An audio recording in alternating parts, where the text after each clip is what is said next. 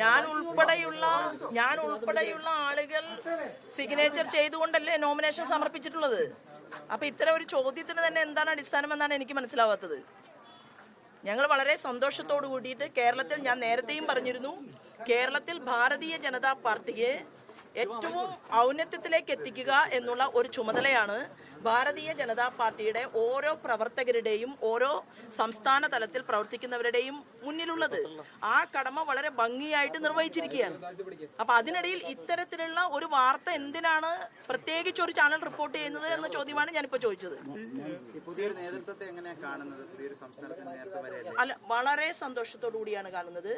Bharatiya Janata party, ഞാൻ നേരത്തെയും എൻ്റെ സഹപ്രവർത്തകരായിട്ടുള്ള ആളുകളും ഒരുമിച്ച് ചേർന്നുകൊണ്ട് കേരളത്തിൻ്റെ പൊതുസമൂഹത്തോട് ഞങ്ങൾ എല്ലാവരും പറഞ്ഞത്, ഭാരതീയ ജനതാ പാർട്ടി യഥാർത്ഥ പ്രതിപക്ഷത്തിൻ്റെ റോൾ ഏറ്റെടുക്കുന്ന ഒരു പാർട്ടിയാണ്.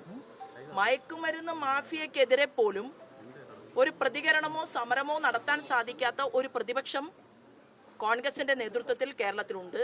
ഭാരതീയ ജനതാ പാർട്ടി അതിശക്തമായി എല്ലാ വിഷയങ്ങളും ഏറ്റെടുത്തുകൊണ്ട് മുന്നോട്ട് പോകും എന്നുള്ളതാണ്.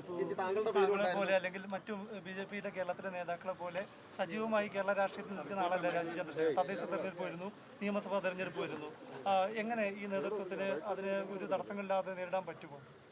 അല്ല, അദ്ദേഹം പുതിയ ആളാണോ? അദ്ദേഹം ഒരു കേന്ദ്ര മന്ത്രിയായിരുന്നിട്ടുണ്ട്. അദ്ദേഹത്തിന്റെ കൃത്യമായിട്ടുള്ള പ്രവർത്തനങ്ങൾ ആ സമയത്ത് കേന്ദ്ര ഗവൺമെന്റുമായി ബന്ധപ്പെട്ടുകൊണ്ട് അദ്ദേഹം പ്രവർത്തിച്ച് തെളിയിച്ചു കാണിച്ചിട്ടുണ്ട്. അതിനെ തുടർന്ന് ഇവിടെ തിരുവനന്തപുരത്ത് എല്ലാ വ്യക്തികൾക്കിടയിലും പ്രവർത്തിച്ചുകൊണ്ട് തെരഞ്ഞെടുപ്പിൽ വളരെ കുറഞ്ഞ വോട്ടിന് അദ്ദേഹം പരാജയപ്പെട്ടു പോയിട്ടുള്ള ഒരാളാണ്. അദ്ദേഹത്തിന് അങ്ങനെ ഒരു പുതുമയും ഇല്ല എന്നുള്ളതാണ്. അദ്ദേഹം വളരെ കൃത്യതയോടുകൂടി തന്നെ ഭാരതീയ ജനതാ പാർട്ടിയെ ശക്തമായിട്ട് മുന്നോട്ട് നയിക്കും. വനിതയെ സംസ്ഥാന അധ്യക്ഷയായി പരിഗണിക്കുമെന്നുള്ള വാർത്തകൾ ഉണ്ടായിരുന്നു. ചേച്ചിക്ക് അടക്കം സാധ്യത ഉണ്ടായിരുന്നു. എങ്ങനെ കാണുന്നു ഇപ്പോൾ അത് പരിഗണിക്കാത്തതിൽ? അല്ല, ഒരാളെ മാത്രമാണോ? നിങ്ങൾ എത്ര ആളുകളുടെ പേര് പറഞ്ഞു?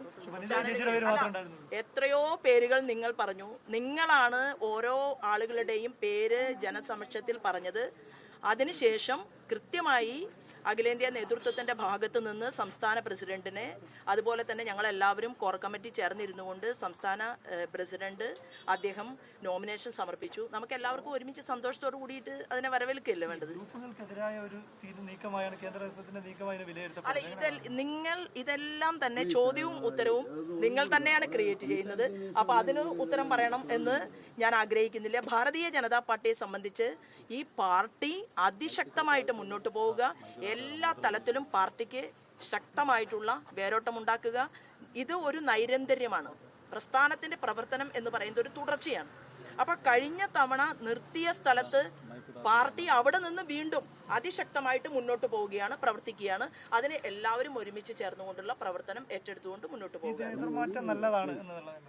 അല്ല, നേതൃമാറ്റം എന്നുള്ളത് ഒരു സമയം, അതായത് ഒരു സമയം കഴിഞ്ഞാൽ, ഈ കേരളത്തിൽ മാത്രമല്ല ഇത്, ഓരോ സംസ്ഥാനങ്ങളിലും സമയത്തിന്റെ പരിധിക്കനുസരിച്ചുകൊണ്ട് പുതിയ പ്രസിഡന്റുമാര് അവർ അധികാരം ഏറ്റെടുത്തിട്ടുണ്ട്.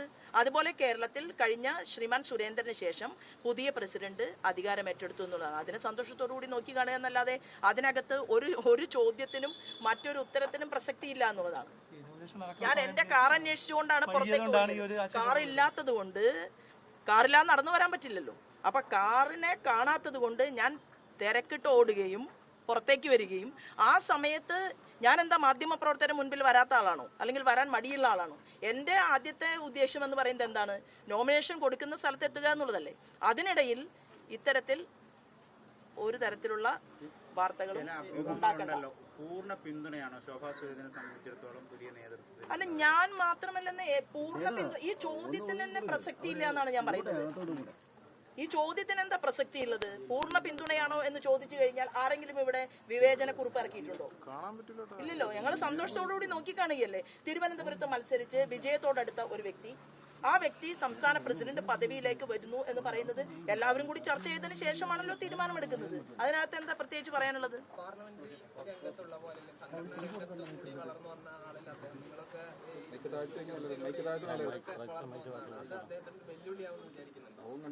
അദ്ദേഹത്തിന് ഒരുപക്ഷെ ഭാരതീയ ജനതാ പാർട്ടിയുടെ ബൂത്ത് തലം മുതലുള്ള പ്രവർത്തനം നടത്തിയിട്ട് കടന്നു വന്നിട്ടുള്ള ഒരാളല്ല എന്നായിരിക്കും താങ്കൾ ഉദ്ദേശിച്ചത്. പക്ഷേ സംഘടനാ പ്രവർത്തനം എന്ന് പറയുന്നത് അത് തന്മയത്വത്തോടു കൂടിയിട്ട് ഒരു വ്യക്തി ഒറ്റയ്ക്ക് ഇരുന്ന് ചെയ്യേണ്ടതല്ലല്ലോ. എല്ലാവരും ഒരുമിച്ച് ചേർന്നുകൊണ്ട് മുൻ സംസ്ഥാന പ്രസിഡന്റുമാർ, ഇപ്പോൾ കോർ കമ്മിറ്റിക്കകത്തുള്ള മുഴുവൻ ആളുകൾ, താഴെ തട്ടിലുള്ള ഈ പ്രസ്ഥാനത്തിന്റെ നാരായവേരുകളായിട്ടുള്ള പ്രവർത്തകന്മാർ, അതിൽ ബൂത്ത് പ്രസിഡന്റ് മുതൽ പഞ്ചായത്ത് പ്രസിഡന്റ്, മണ്ഡലം പ്രസിഡന്റ്, ഇന്ന് സെലക്ട് ചെയ്യപ്പെട്ടിട്ടുള്ള 30 ജില്ലാ പ്രസിഡന്റുമാരുണ്ട്. ജില്ലകളെ വിഭജിച്ചുകൊണ്ട് 30 പേരുണ്ട് അധ്യക്ഷ സ്ഥാനത്ത്. എല്ലാവരും ചേർന്നിരുന്നു കൊണ്ട് പ്രവർത്തന രംഗത്തേക്ക് മുന്നോട്ട് വരുമ്പോൾ അദ്ദേഹത്തിന്റെ കരങ്ങളിലുള്ള രാഷ്ട്രീയ പാർട്ടിക്കകത്ത് പ്രവർത്തിക്കുന്ന ഓരോ വ്യക്തികൾക്കും വ്യത്യസ്തമായിട്ടുള്ള കഴിവുകളാണ്. ആ കഴിവുകളെ എല്ലാം ചേർത്ത് വെച്ചുകൊണ്ടാണ് പാർട്ടി ഒരു സംഘടനാ സംവിധാനം ക്രിയേറ്റ് ചെയ്തെടുക്കുക. ആ സംഘടനാ സംവിധാനത്തിൽ അദ്ദേഹം തീർച്ചയായിട്ടും പ്രസ്ഥാനത്തിനെ നല്ല രീതിയിൽ തന്നെ മുന്നോട്ട് നയിക്കുമെന്നുള്ളത് ഞങ്ങൾക്ക് എല്ലാവർക്കും ഉറപ്പുണ്ട്.